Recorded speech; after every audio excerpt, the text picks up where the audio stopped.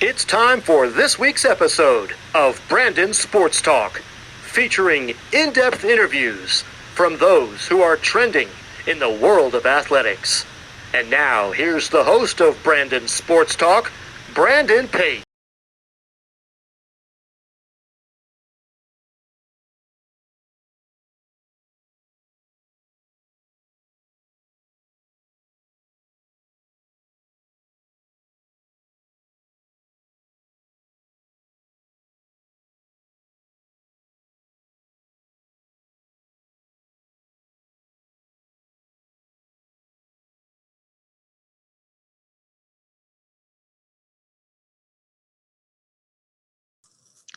Welcome back to Brandon Sports Talk. In today's episode, I have the privilege to interview the Missouri assistant pitching coach, Fred Corral. How are you doing today? I'm doing very well, Brandon. And my last name is pronounced Corral, and Fred is in Flintstone, and Corral like in OK Corral. So hopefully I'll be an OK interview for you today. That's wonderful. Can you talk about your coaching career and how you got started? Well, I've been coaching now for 29 years and been in the collegiate field for a little more than 20 of that. And I guess the way that it would start would be, as a young man, I played at the University of California-Berkeley. And when my playing career was done, it was done as a result of having an arm problem. I had to have surgery in my shoulder. And when I couldn't play anymore, I got rather bummed out. I didn't like being around baseball or softball or anything that would give me those reminders of what I could no longer do. So I started coaching girls basketball and then moved on to high school football. And as I was coaching those two sports, I had a young man by the name of Jason, who was a hometown kid, and he came up to my front door and knocked and asked if I would give him pitching lessons, that he had heard that I was a very good pitcher, and he wanted to see if I could teach him how to throw a curveball. Well, the young man was nice in asking. I said, well, let's go to the park right now, and I'll show you how to throw a curveball. And as we were throwing that breaking ball, I realized, hey, I'm still playing. And I realized that coaching was a very good avenue for me to not only help a young man get better, but in watching him throw that curveball, I had the sense that I was throwing the same curveball. And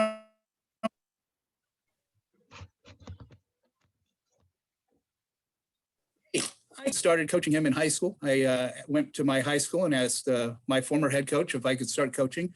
And then the coaching went on from there. And it went from Ripon High to San Joaquin Delta College, where I played for the coach that I started out with in college. And then it moved on to Sacramento City College. And I guess I had done a good enough job that the Montreal Expos offered me a position. And I started coaching professionally from there to the Los Angeles Dodgers for a couple of years, and then on to the University of Tennessee. So I spent a few years at Tennessee, and while at Tennessee, my wife decided that we should take care of some of my nephews and nieces who were having a hard time, and my sister was having a hard time raising them. So we brought in a family of 4 other kids to join my wife and my daughter and I, and then it seemed like every move after that was a result of maybe our maker providing an opportunity. So from the University of Tennessee, I went to Oklahoma. From Oklahoma, I went back to Tennessee. And then from Tennessee, I went to the University of Memphis. And in all these stops, wonderful things happened. And then from Memphis, I went over to the University of Georgia, spent 4 years there. And now I'm at the University of Missouri, coaching with Steve Beezer here for the Missouri Tigers. And I would tell you, you're always at the right place at the right time, Brandon. If you change the way you look at things, the things you look at change. And all those little rough journeys have got me to, I shouldn't say rough because they've all been wonderful. It has developed the guy that you are seeing right now. I'd like to say that I'm the Forrest Gump of pitching coaches, because like Forrest Gump, he was always at the right place at the right time. And I've been fortunate enough to have a journey. That's wonderful. Can you talk about what you've accomplished at Missouri so far? Well, I've accomplished, that's a hard question to answer because, as a coach, my main goal is to serve the young men that I'm fortunate enough to be in front of.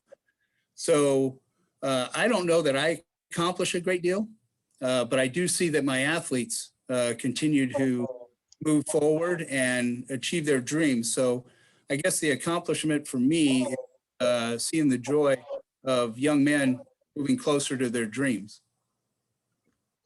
Can you talk about your time at the Los Angeles Dodgers from 2000 to 2001? Well, that was a fun time because that was the time that my wife and I found out that we were going to have our first child. So while coaching with the Los Angeles Dodgers, it was a very neat time. It's a wonderful place to coach because you've got young men that obviously have a major league dream and they're knocking on the front door. So working with these guys, there was a great deal of urgency and there was a great deal of, hey, let's get to work. There was not a lot of just swaying about because guys had a fixed goal. And so it was a very wonderful time because you didn't have rules like you have here in the NCAA. No one's saying you couldn't work this long or you can only work this long. It was the urgency of the player. So coaching in professional baseball was wonderful. But coaching with the Los Angeles Dodgers was a dream come true for me because I grew up a Dodger fan. So when I walked into that clubhouse and I saw my jersey, number 29, with Corral on the back, it was a very good moment for me. And to meet guys like Lasorda and Maury Wood, Andy Koufax during spring training, it was a dream come true. Outside of on the coaching side of things, it was really good because you could set up goals and you could provide the information to your athletes.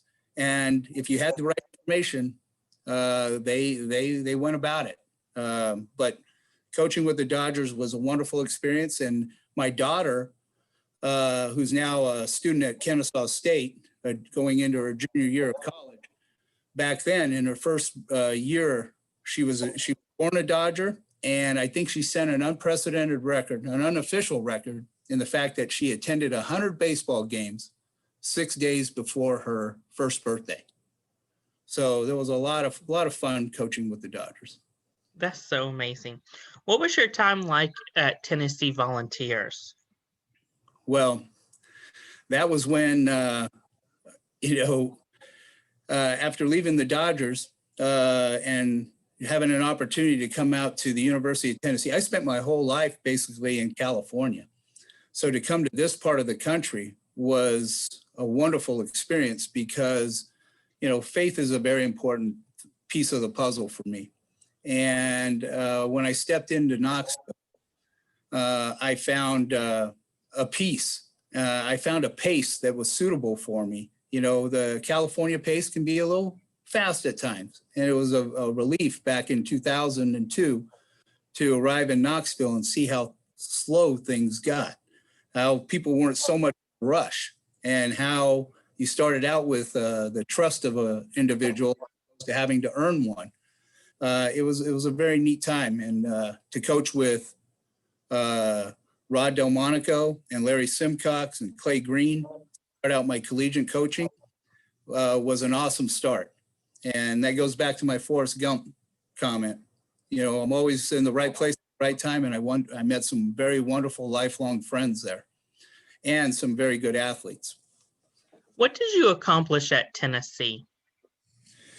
Well, the young men that I was fortunate enough to coach, and they were outstanding athletes.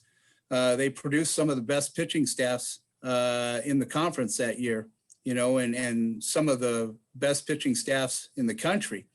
And it was nice to be a part of that when you had guys like Lou Coach, who was going to be 3 years later, was going to be the number one pick in all of baseball by the Kansas City Royals. When you had someone like that leading your team and leading the other pitchers, it was a very easy process, but very enjoyable. But my success doesn't lie in what I do. It lies in what the young men do. And they did a lot. They did a lot of wonderful things there at the University of Tennessee early on. Can you talk about your time with the Georgia Bulldogs from 2013 to 17? Well, not much different than my time at Tennessee, other than the fact that I was brought about to meet other wonderful young men and other wonderful coaches, in Scott Strickland and Scott Bailey and Jeff Guy. There was a lot of wonderful brothers to coach with. Now, in like manner, when you're coaching in the SEC, you get some very talented prospects.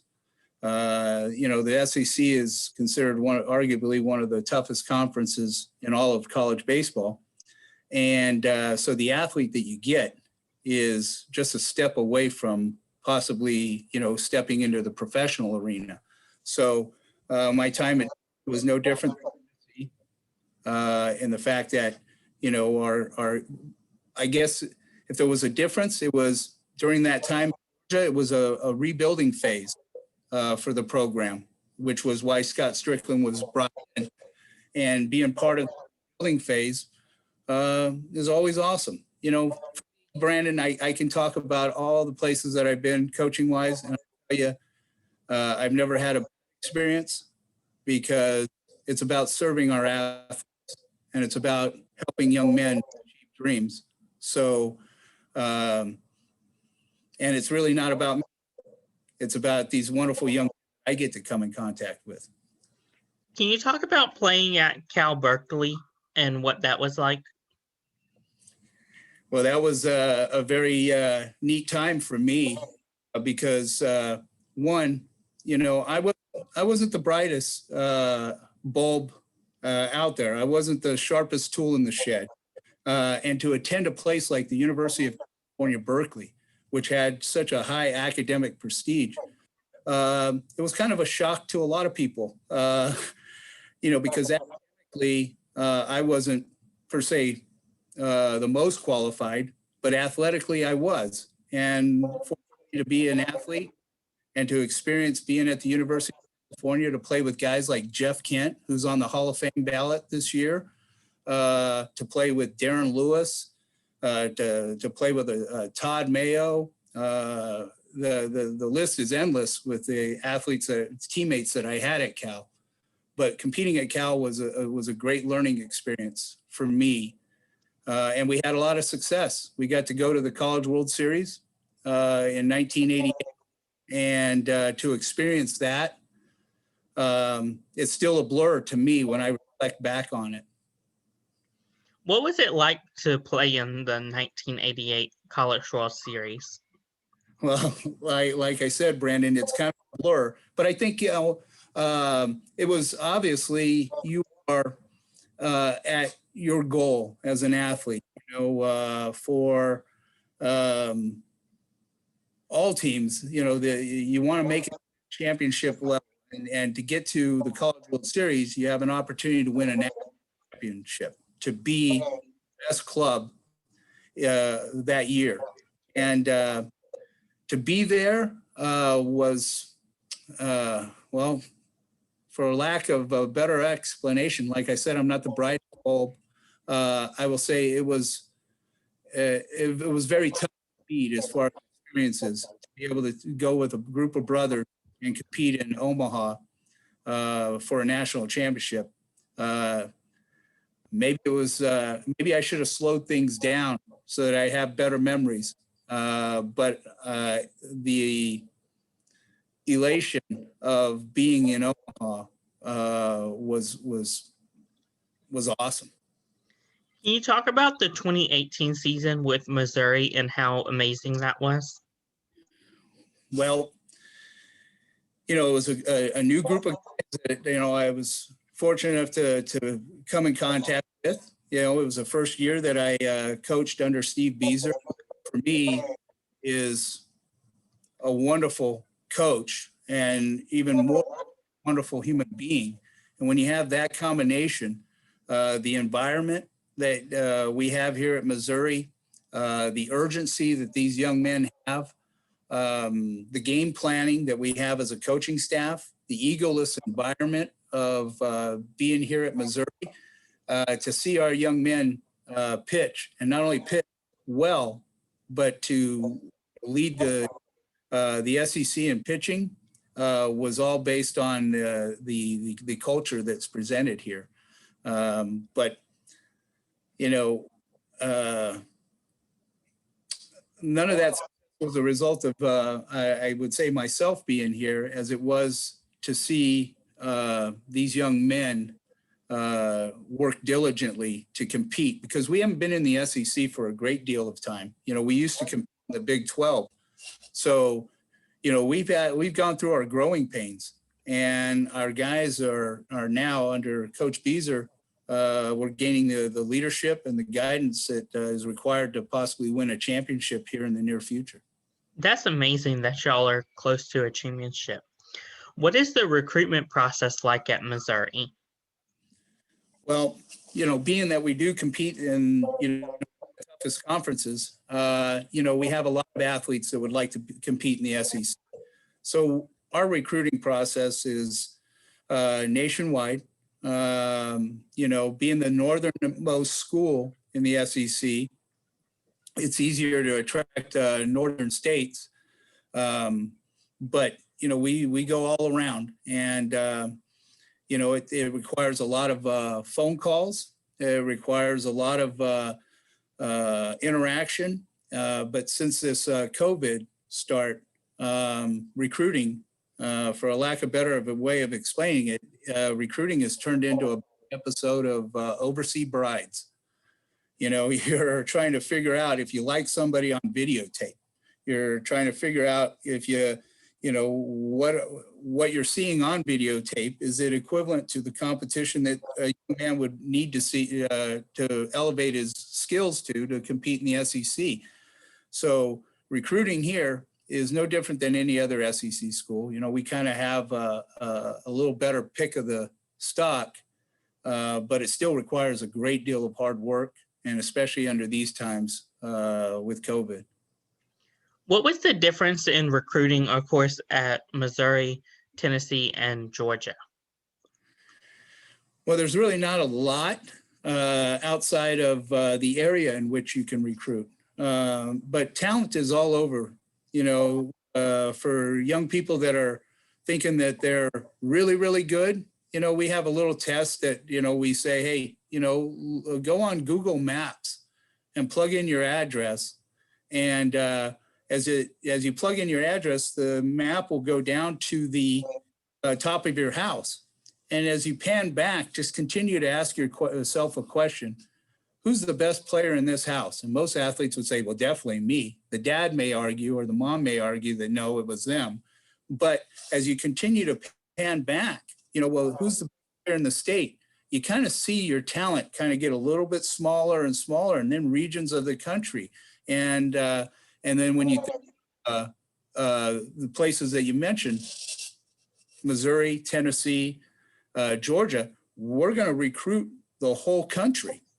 So it's just finding the fits, and generally you find fits within your state, because young people grow up saying, hey, I want to pitch for the University of Missouri. And it's just then evaluating and seeing if they're talented enough. What is the official visit like, of course, before COVID? Well, official visits, well, they used to be rather fun. Like when I was at the University of Tennessee, we would bring in athletes because athletes had 5 official visits, and they would set their visits, and they would say, hey, you bring them to a nice football game.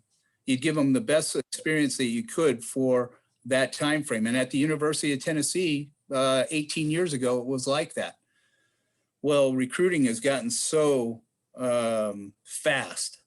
We're recruiting athletes at a very young age, and you can't take official visits till your junior year, the end of your junior year. And because kids commit, they're often committing before official visits nowadays. But back when you could, when they did take visits, it was a very neat thing. You could sit down with the family, have dinner, take them to a nice football game, show them around campus.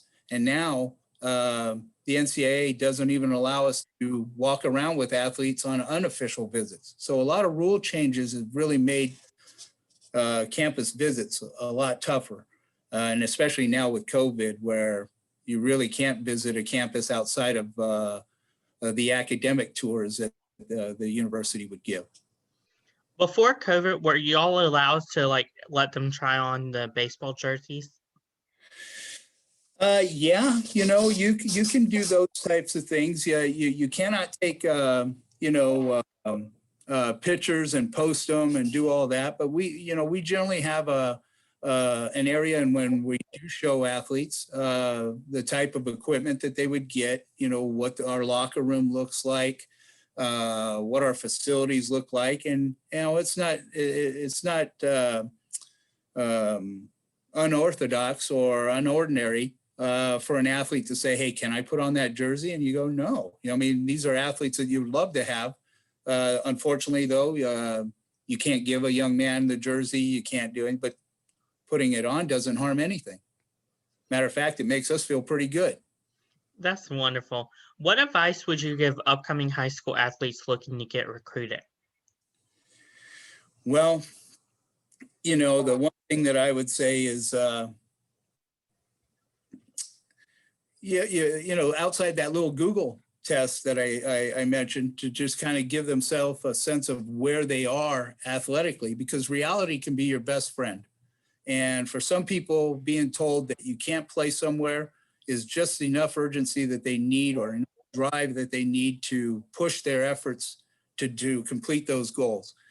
When you're talking about recruiting in this day and age, it's very good to not only video your skills, but to have the metrics involved in your skill. Like when you're hitting, don't just show your nice swing, but give the metric of how fast that ball's coming in while us coaches are seeing that nice swing. Don't just videotape yourself running, but videotape yourself running out of the box and all the way to first base, so that, and even have a time on it. So the more information that you can give a coach to make a decision or to pique his interest, the better. When you throw a fastball, have a radar gun reading there, so that they know the effort level and the speed that pitch is coming in. So as much metrics as you can provide on your recruiting tape, the better. That's wonderful advice. What advice would you give upcoming college coaches looking to get into college baseball? Well, the one thing that I would say, and many wonderful people have made the same statement, is be where your feet are. Try diligently, and when you get your foot in the door, don't think about, well, where's this going to take me? It's nice to have a goal of where you want to go with that, but so many spinning of tires is in that future thought of where is this going to take me? When in truth, if you just put your nose to the grindstone and you give your athletes the most efficient work that you can on a day-to-day basis, you'll find that not only does time go by quicker, but you'll arrive at goal quick. But it's always best to be where your feet are right now. And when you find that you put yourself in that environment where you couldn't be in any other better place, you're always at the right place at the right time, your passion comes forward. And as your passion comes forward, your athletes buy into that passion. They get better, other people notice. And then other people come in saying, hey, what do you got that we need? And generally it's that day-to-day focus that makes coaches excel in this field. And, Nick Saban years ago really woke up the coaching world when he said it's all about the process. And the key to the process is that day in focus. That's amazing advice. Where can my listeners find you at on social media along with the Missouri baseball program app?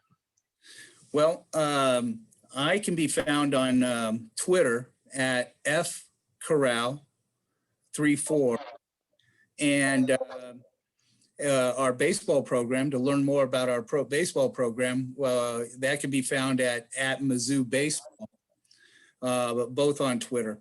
My email for anybody that does have questions is Corral A at Missouri.edu, and I'd be happy to help out anybody. Like I said, my goal as a coach is to serve, and our coaching staff here at the University of Missouri, under the leadership of Coach Beezer, is in that same line of thought. If we can serve those out there, we're talking about being the richest coaches on the planet. That's wonderful. Thank you again, Fred Corral, for your interview, and best of luck at Missouri. You too, Brandon, and thank you for having me, and I wish you all the best as you continue to grow in your sports talk interviews. It was very nice. You can find Brandon Sports Talk on Facebook at Brandon Sports Talk, Instagram at Brandon Sports Talk, Twitter at @talk_Brandon, and you can find me on YouTube at Brandon Sports Talk. Don't forget to like, comment, and subscribe. Thank you again, Fred Corral, for your interview, and best of luck. Thank you, Brandon, and I appreciate you. And remember, it's Corral. You've been watching Brandon Sports Talk. Please feel free to like, share, and subscribe to Brandon Sports Talk on social media and on YouTube.